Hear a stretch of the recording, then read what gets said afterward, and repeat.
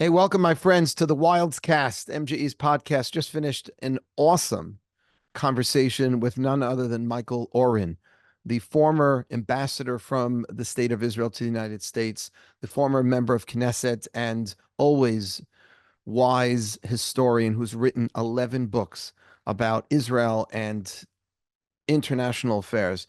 Brilliant, brilliant man. We discussed can and when will Israel defeat Hamas? Will there be a war against Iran? What to do about Hezbollah?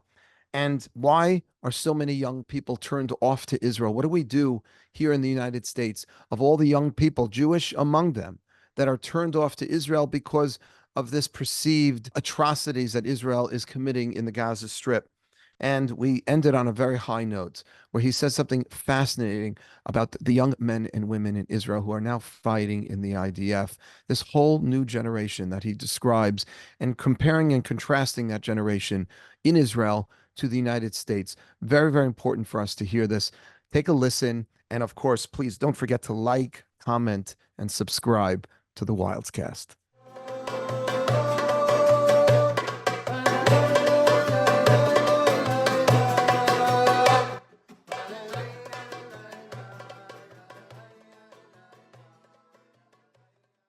Welcome to MGE's podcast. I have the great, great honor of having Dr. Michael Oren. Welcome, Ambassador. Doctor, there'll be the last time I refer to you as an ambassador or doctor. It's just going to be Michael. Thank you so, so much for coming on. Thank you, Rabbi Wildes. The last time I referred to you as Rabbi, for now on your mark. Excellent. Delightful to be Okay, here. good. Right. Okay, good. I really appreciate that. And I appreciate Yeah. your time, especially with what's going on in Israel and throughout the world today. So this is a real treat for us. So thank you in advance. I'm going to get right into it.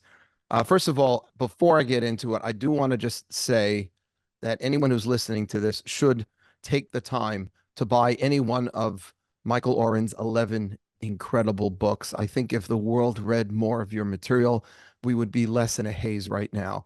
But having said that, focusing on Iran, the former prime minister of Israel, Naftali Bennett, when he was interviewed recently on CNN, he said that the age of immunity for Iran's head is over, meaning that the attack in Syria that killed the Iranian high-ranking official was a direct hit to Iran rather than their proxies.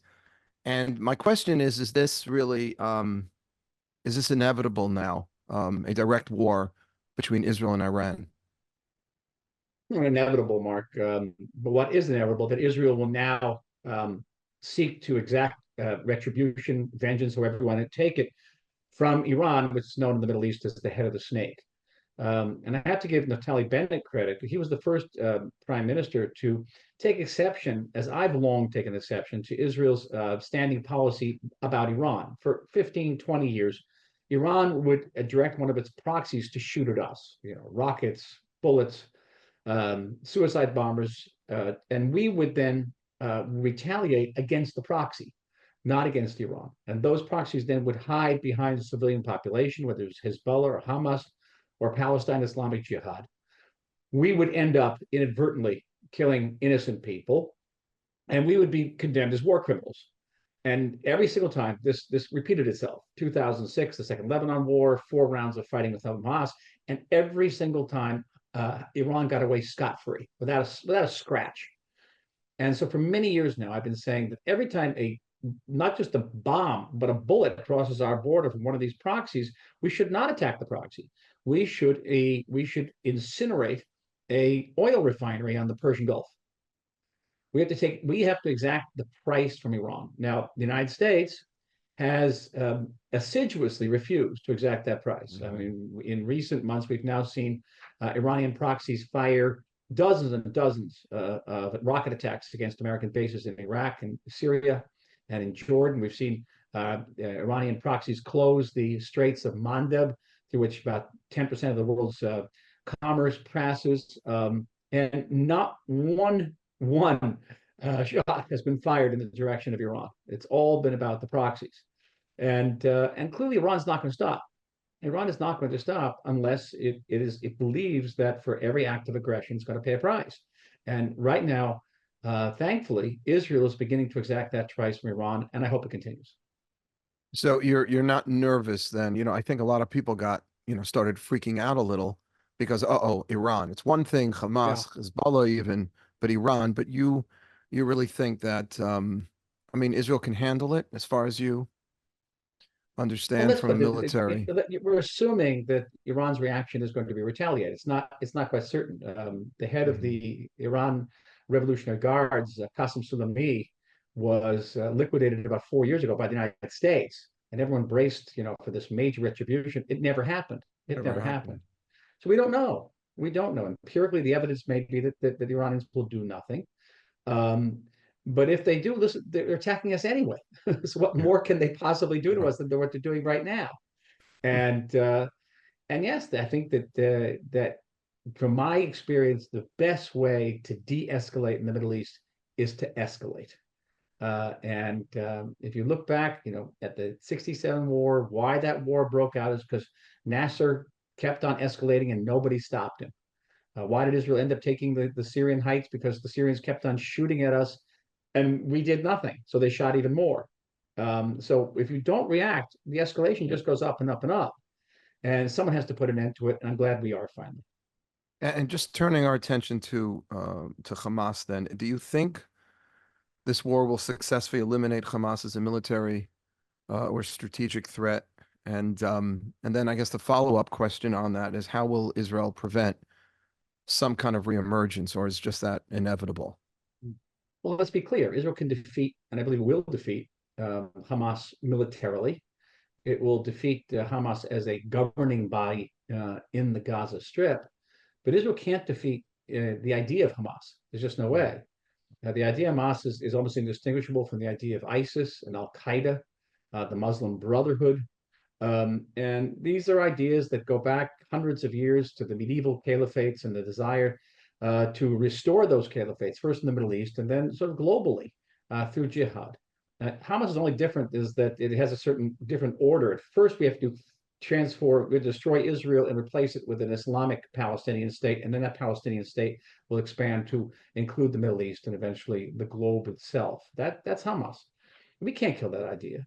That killing that idea will require an international effort of education and re-education that will take generations, literally generations.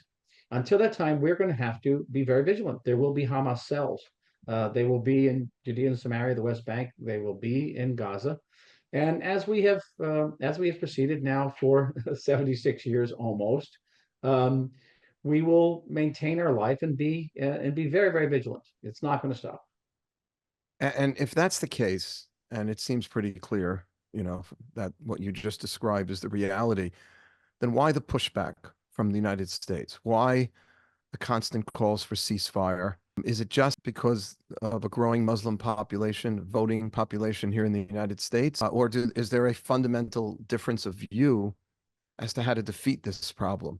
I think the administration's position has changed since October. Clearly, it's changed, and for whatever reasons, it certainly has to do with politics and the presidential election, and the feel that these populations, whether it be Arab Americans, Muslim Americans, and the large concentrations of them in the important swing states like Pennsylvania and certainly Michigan.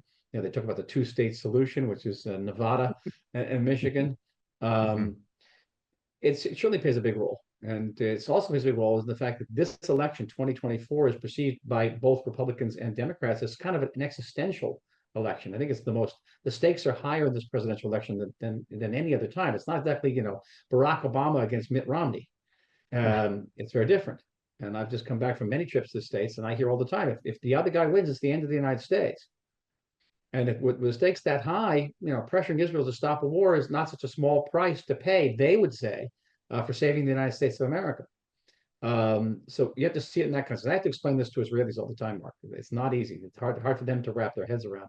Right. But I see that as the reality in there. There's also, I think, what I would call a certain democratic worldview. And I don't mean this in any way disparaging way to the Democrats. It's a worldview that has never really been particularly comfortable with the use of military power.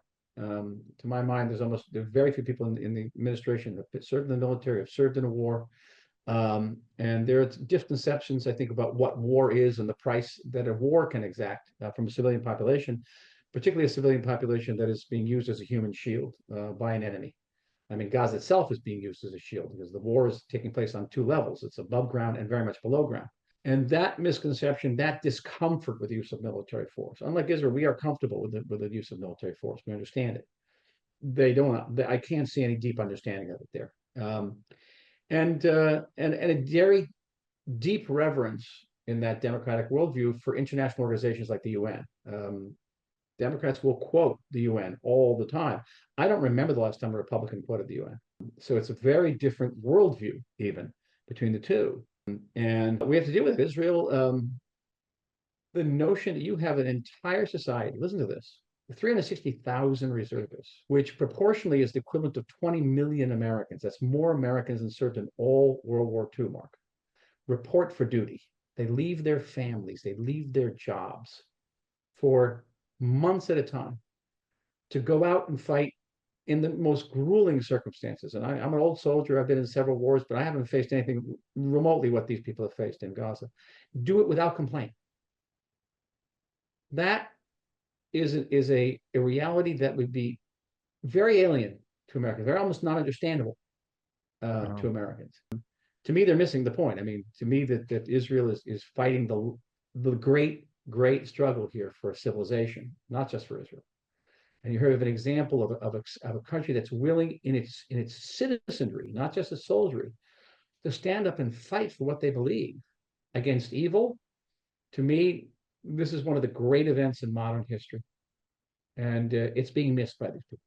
And would you therefore take a stand and get behind a particular candidate, or that's not something you would do? Absolutely not.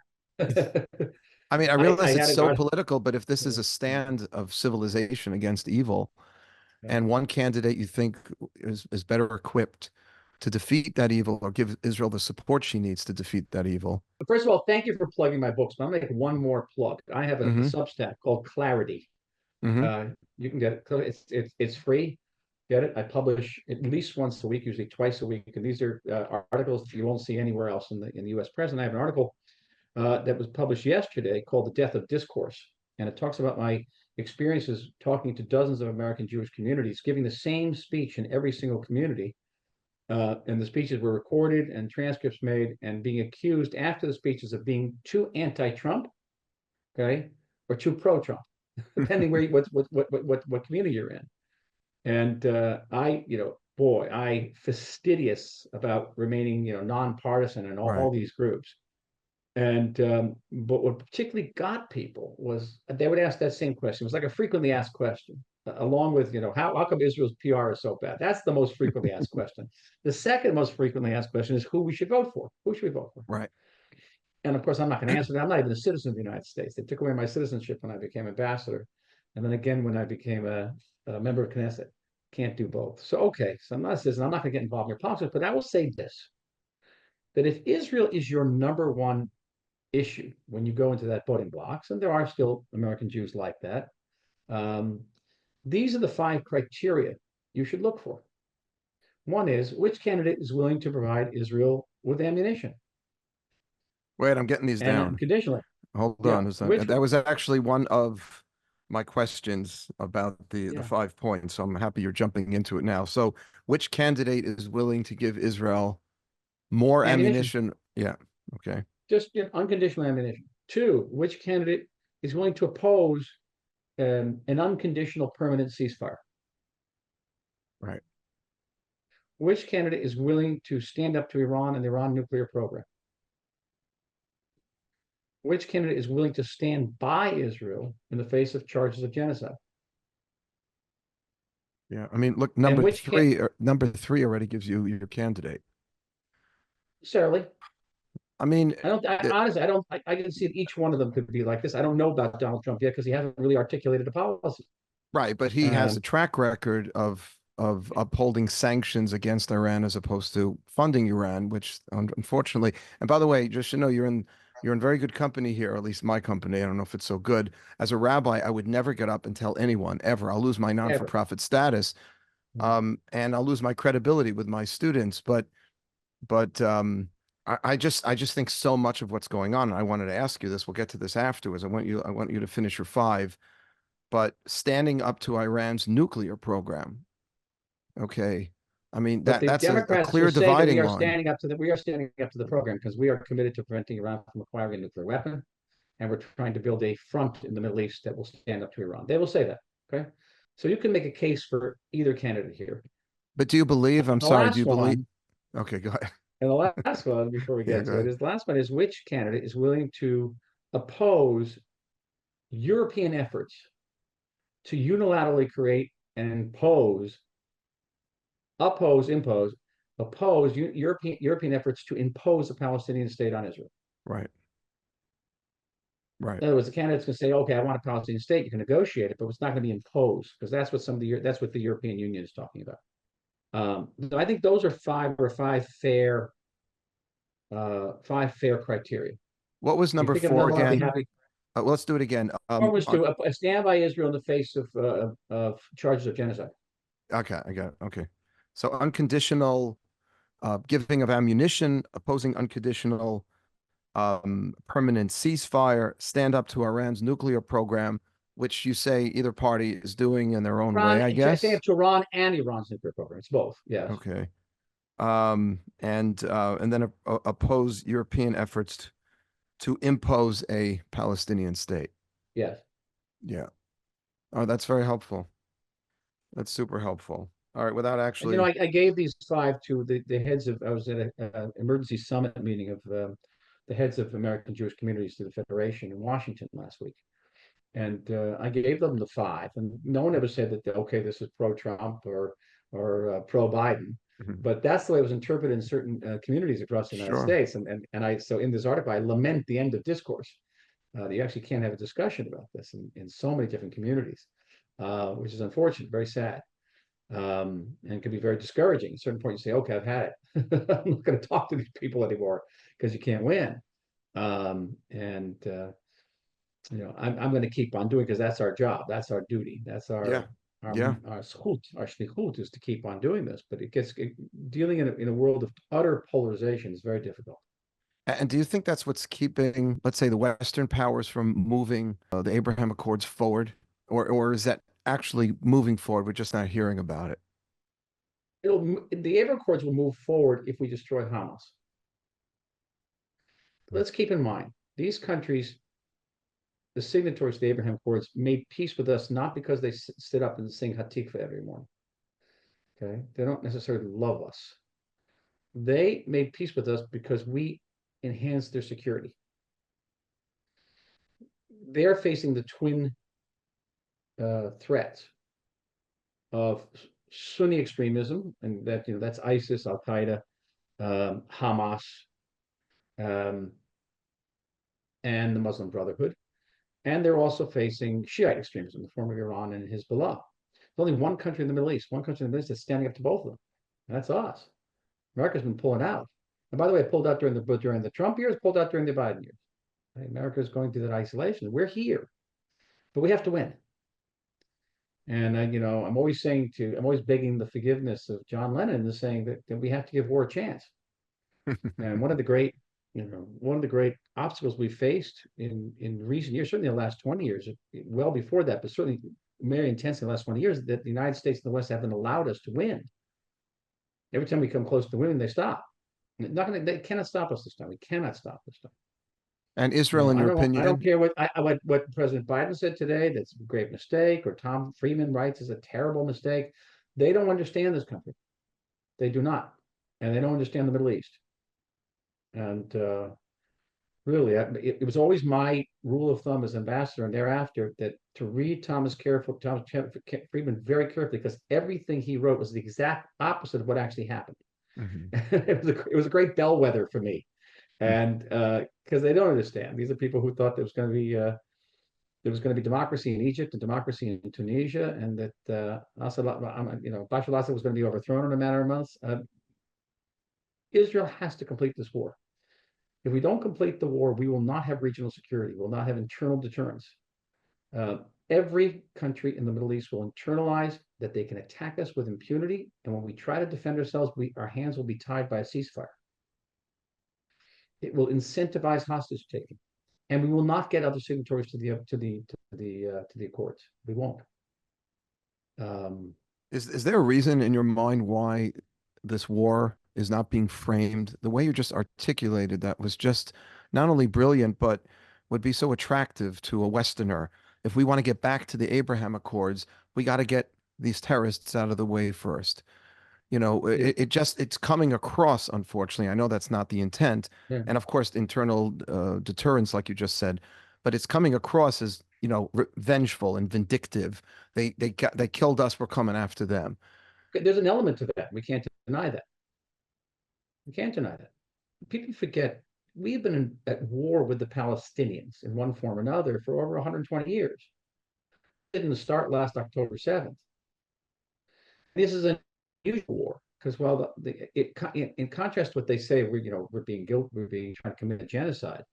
What the Palestinians have faced over many, many decades is the danger of displacement. But we have faced not displacement, we have faced annihilation. And wars of national annihilation are very, very war in history, Mark. My father's, I don't know, my father fought against the Nazis in World War II, not to destroy Germany, but to overthrow the Nazis. Mhm. They're very, very rare in history, wars of national annihilation. The Palestinians have been firing wars of national annihilation from us in one way or the other since the 1920s.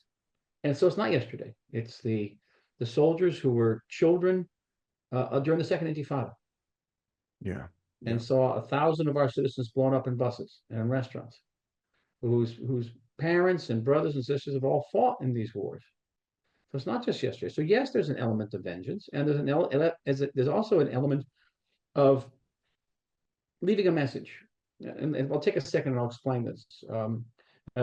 A good friend of ours is Jeff Goldberg, the Mhm. editor of the Atlantic. And whenever there was a war, Jeff would call me up, or a battle with Hamas. He would say, "Listen, I get the tactic. I don't get the strategy." And I would say, "Jeff, the tactic is the strategy." Why? Since our creation in May 1948, there have been Arabs who have tried to destroy us, not to defeat us, but destroy us. And we have to win. And every couple of years, we have to remind people who try to destroy us that doing that is not a good idea. And it happens every couple of years, does. And every once in a while, there are elements on the other side that conclude that this is not a good idea, and they make peace with us. That's how we got peace with Egypt, Yeah. peace with Jordan, Yeah. peace with the Abraham Accord countries. If you would ask me when I first came to Israel, someday we'd have peace with Egypt and Jordan, I say you were crazy, crazy. They internalized that it wasn't a good idea. And so, in between reminding our enemies that attacking us is not a good idea, we developed one of the most remarkable, one of the most advanced nation states on this planet by any international criteria. We don't stand in place. They may stand in place, but we don't.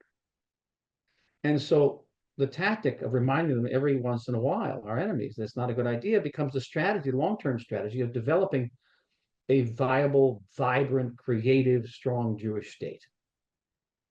And we've won. And we've won. And the 100%. arc 100%. of history, the arc of history, the empirical evidence will show you that the more we pursue this tactic, the more we're going to get people on the other side who want peace. This whole notion that by bombing Gaza we're going to create a generation of terrorists may not be true. There may be Palestinians who come through this nightmare and say, "Listen, Hamas, why did you do this to us? We can have it differently. We can have a better life." And that could be a conclusion. That has been the conclusion of many people in the Middle East.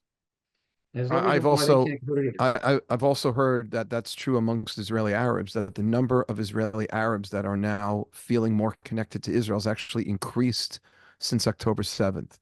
I saw such a study. I hope it's true. Very, very encouraging. I don't know if you've seen that. Oh, listen, I live in a mixed Arab Jewish neighborhood in Jaffa, and this has Hmm. been very quiet here since then. Very quiet. But just remember, 20 years ago, during the Second Intifada, Arabs came out and protested violently against the presence of Israeli police in their villages. Now they're out there protesting to increase the presence of Israeli police in their villages. So there've been many connections. Again, to to plug my books. My last book is called, here I have it right here. It's called Israel 2048. Mm-hmm.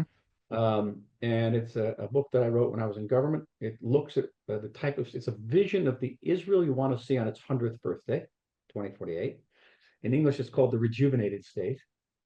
And it's a manifesto. It's 22 chapters that deal with every aspect of Israeli society. It's social policy, education, health, foreign policy, diaspora Israel, religion as a state, certainly defense. But there are chapters that deal with our relationship with our Arab citizens, and therefore it was very important for me to publish it. Not just in English, and not just in Hebrew, but Yeah, I had a hard time it's with the Arabic.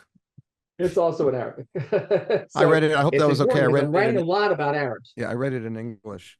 By Yeah, the way, yeah. So it's out there. it's an excellent piece because it's really looking forward and trying to imagine, well, not imagine, right now, what are the issues and how they're going to unfold within the next century. It's an Yeah. incredibly important work. Just anyone Thank listening you. to this, 2048. I want to take you to a different question. I was very upset about this particular poll, and I'm wondering, as an American, born here and raised here in the United States, how you feel about this and what could be done. You know that MGE is dealing with 20s and 30s. Yeah. And the Harvard poll, taken not too long after October 7th, concluded that almost 51% of 18 to 24-year-olds in the United States felt that the October 7th attack was somehow justified. Very, very upsetting poll. And then you think to yourself, where are these young people going to be in 20 years? Because they're coming out of the best universities in this country. These are going to be the new members of Congress.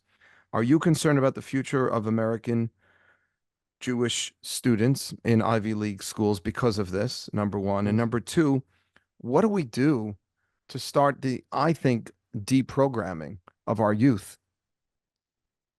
Well, first of all, I'm concerned. I'm very concerned. I've been asked by the Columbia Alumni Association, Jewish Alumni Association, to be the responder to the testimony of the Columbia president, Shafiq, before Congress.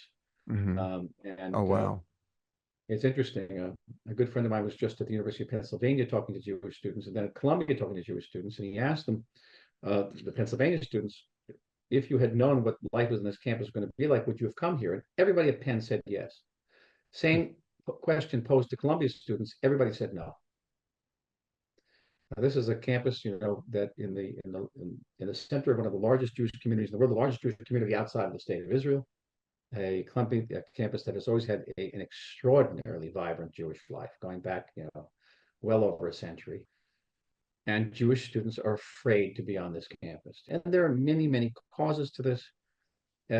Whether it's now well over a half century of inculcation of ideas that are hostile to religion, hostile to nationalism, hostile to national identities, that valorize, almost beatify victimhood. Yeah. That is very difficult right there. But besides that, there are also You should just processes. know, Michael, I graduated from Columbia in 1993. Okay, Yes. when Edward Said was there. And this was a problem in 1993. So it's had so many years to fester. And Many. I'm not surprised by that distinction because I have MGE graduates of both Penn and Columbia, and that reflects the same difference. The Columbia students are more fearful. And I think they're being very honest about their fearfulness. And there are processes that are sweeping over America, over which Jews and Israel have no real impact, whether it be intersectionality, cultural appropriation, the obsession with settler colonization countries, and the obsession with race. But we are on the receiving end of them. We have very little ability to impact them, but we're on the receiving end. And so many of these are malaise that impact the entire society of the United States and not just Jews. And here we are, sort of the canary in the coal mine.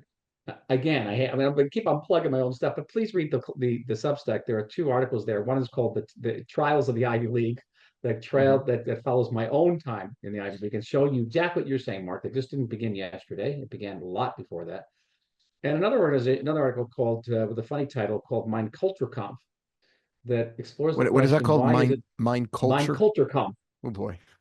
It asks the question, why is it whether it, in the testimony of the presidents of Harvard, MIT, and University of Pennsylvania, the issue was ostensibly Judaism and anti-Semitism and anti-Zionism, but the real issue was the soul of the American university, the soul of the United States. And this was very similar to the Dreyfus trial in the 1890s, which was ostensibly about Jews and anti-Semitism. It was really about France and what kind of nation France was, and why. Best question: why is it we Jews are always on the cutting edge of culture counts throughout history? And it's throughout history. It goes back, in some cases, thousands of years. The debate over, what it meant to be a Roman and what it meant to be a Greek, in many ways, Jews was at fought that, out right. through Jews. Really, read Josephus. So it's not, that didn't happen yesterday either. It is somehow our fate, our role in history to fulfill this space. So it's a hugely trying moment, and tomorrow night I probably have the hardest job I've had since the beginning of this war. Being the war on October 8th, I established an NGO called Israel Advocacy Group. With the help of some very great philanthropists in New York, I'm able to appear on television pretty much every night, usually in the middle of the night.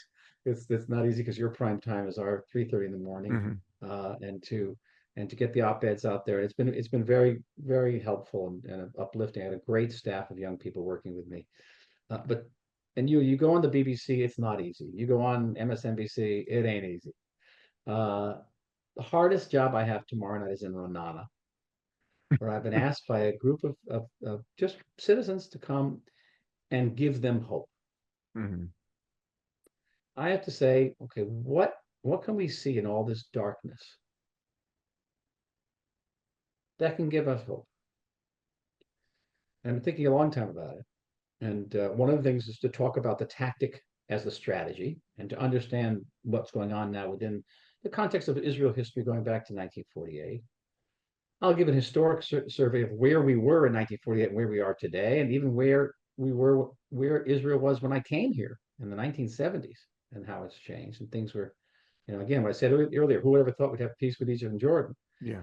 But also talk about the just extraordinary revelation about Israeli society, that we, turns out, have the strongest and most resilient society on the planet.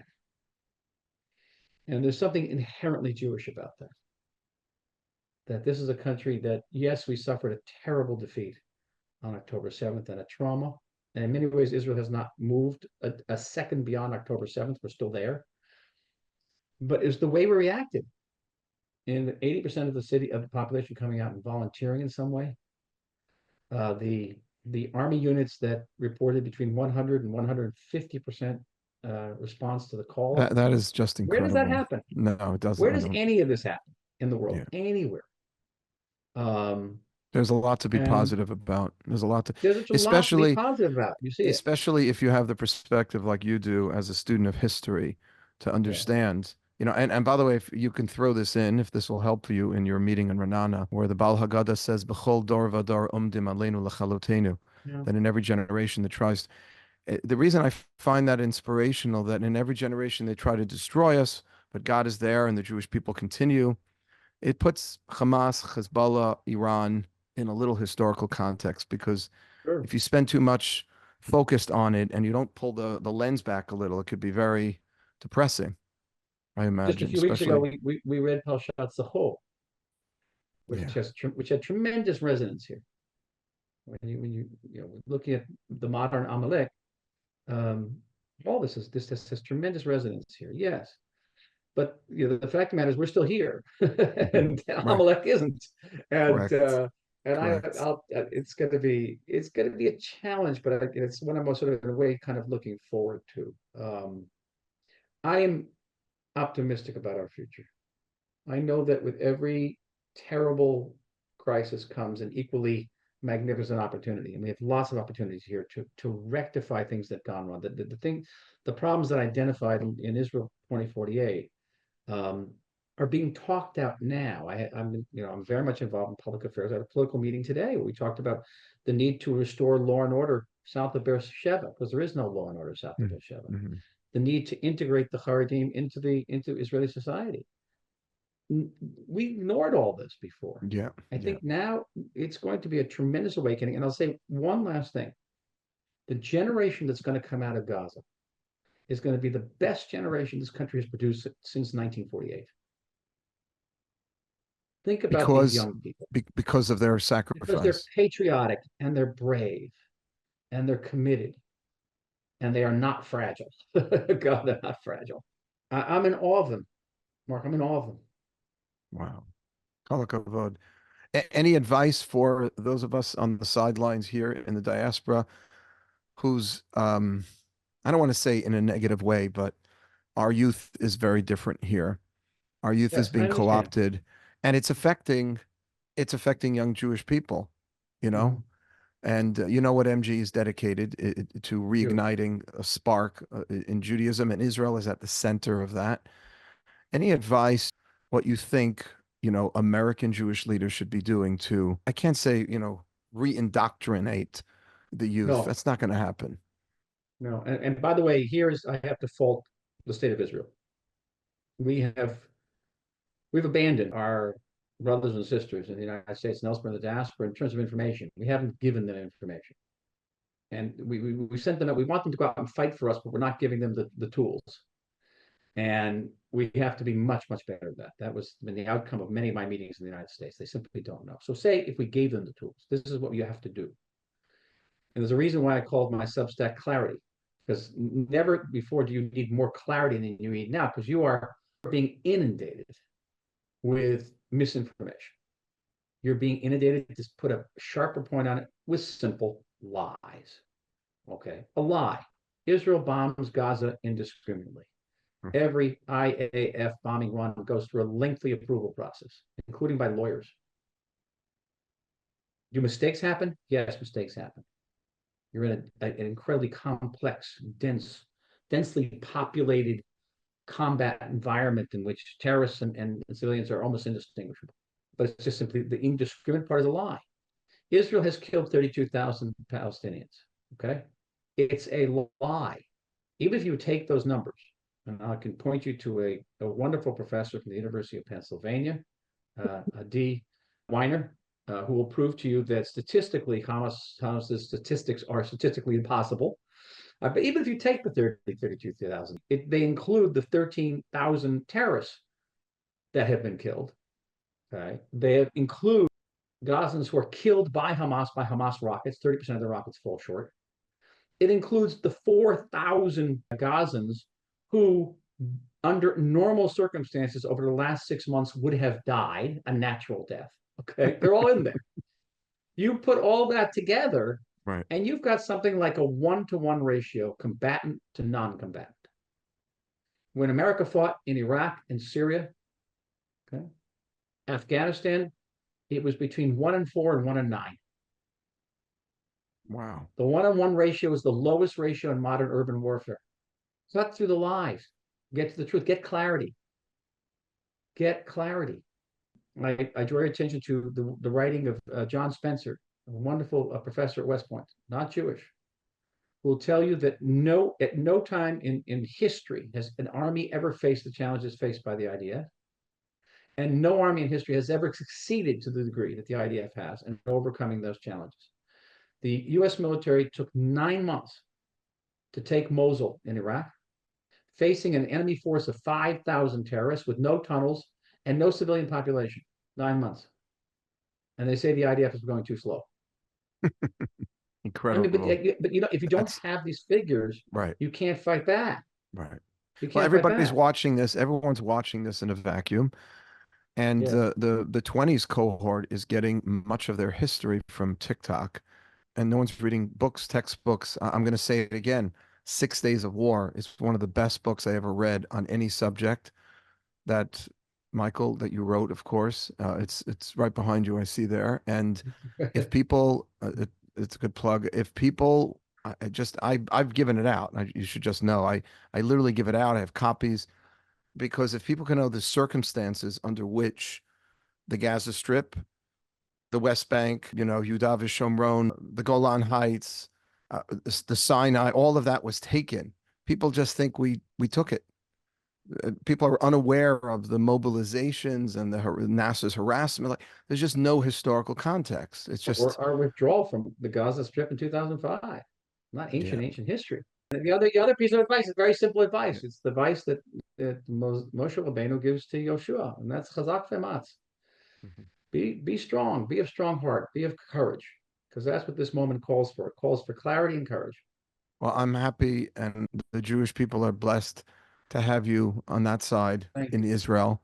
We were blessed you. when we had you here and the amazing work that you did here, but it's you are a huge, huge bracha to Israel. It gives me comfort knowing that Israel's going through this with you there and others of your mindset and of your passion and love for Israel. I have such pride. I have such pride for what the IDF is doing. And you should, and everyone should. Everyone should. It doesn't mean we don't make mistakes, Mark. We make mistakes. And the people who make those mistakes have to live with those mistakes. They're not easy. That's warfare. Yeah, yeah. This isn't an action movie. This is a real war. I actually don't have words for the pride I feel in these soldiers. I can't even imagine. I really don't. I Oh my can't God. imagine. My God. And I've always been a huge supporter of MGE and everything you do for the young people of New York. It's a hugely important operation. And I'm always proud to be with Well, you. we are in constant need of that kind of inspiration. We're bringing a couple of volunteer groups this summer, the last week in July, beginning of August. I don't know if you're around, I should but be. Let me know. that'll be awesome. We're doing it together with Birthright. You know, we feel a little, I don't know, watching things unfold, a lot of guilt, to be perfectly honest. We're here and you're there. So we want to just do whatever we can do to just show our love and support and just kol hakavod to everything you're doing, everything Thank you're you. writing. We're going to get these articles on the Substat Clarity, it's called. Yeah, Any one of clarity. the incredible books that Ambassador Oren has written. I really encourage you. 6 Days of War, Faith and Fantasy, Ally, and just so many others. And this 2048. Is that your most recent book, or there's been something My most since? recent book. Yeah. Yeah, that's amazing. Kol hakavod. Just keep writing, and Keep Hashem writing. should continue Right. to bless Thank you, you. All just right. I with love just the whole continued family. strength. And thank Okay. you so much for your time and just your wisdom. We really, really appreciate it. My pleasure. My honor. This hoot.